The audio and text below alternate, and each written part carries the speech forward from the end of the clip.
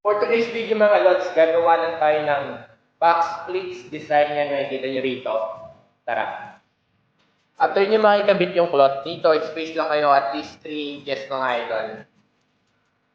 Tapos ipipin nyo lang yung cloth nyo. Yan. Tapos, gagawa lang tayo ng pleats. Wala kayo ng pleats, siguro at least 4 inches. Yan. Tapos, ipipin nyo lang siya.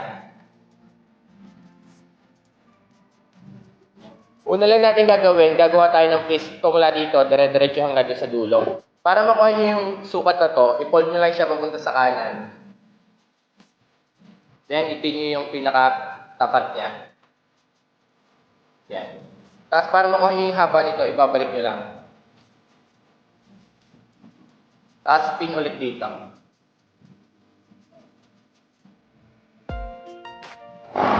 Bale, dire-diretso lang natin gagawin to hanggang dun sa kabilang dulo.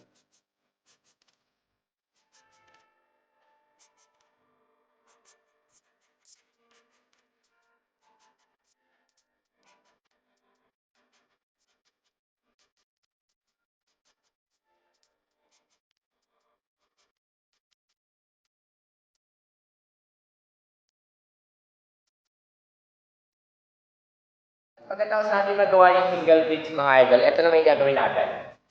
Ito yung pleats. Bukahin nyo lang siyang ganyan. Tapos itong dalawang to, ipipin natin. Pwedeng dito sa loob, yan. Yan. Yan ang itsura niya kapag sa loob nakapin. Tapos, kung nahihirapan naman kayo doon sa mismong dito, sa pinag-folda na to, dito kayo magpipin sa loob nito. Yan. Ipin nyo siya dyan. Kung nahirapan naman kayo, pwede rin naman sa labas, tusukin nyo na lang. Tapos, ipin nyo siya. Papasok. Pag ganun lang. Kaya na itsura ng box plates. Kung para sa knife plates na pag ganon, ito naman nakalabas.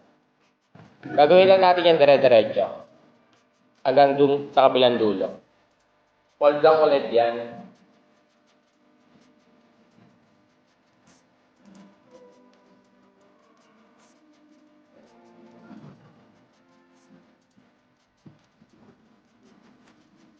Yan, dalawa na siya. Dire-diretso lang.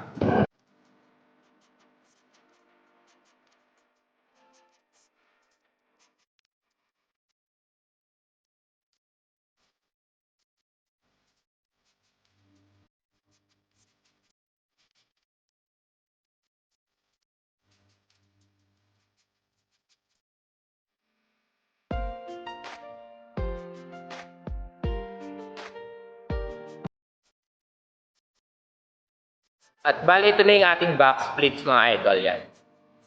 Yan yung pinagkaiba niya sa normal na single pleats na knife pleats. Yung box pleats kasi, makikita nyo medyo nakalabas, medyo nakaangat kumpara sa single pleats na nakatupi lang patagilid. Yan na yung box pleats natin. Kagaya sabi ko kanina, yan makikita nyo, ipipin lang nyo yung dalawang kilid ng single pleats para mabuo yung box pleats natin. At hanggang dito na nga lang mga lods yung video. Bali yung table pala natin is 2 meters. Tapos yung cloth natin ginamit dito is 10 yards. Pero kung gusto niyo naman na may box splits din yung gilid ng table, no, para recommend ko at least nasa 12 yards yung cloth yung gagamitin. Ang cloth pala natin ginagamit is Ginasil. Hanggang dito na nga lang. Comment down below na lang kung may concern. Salamat.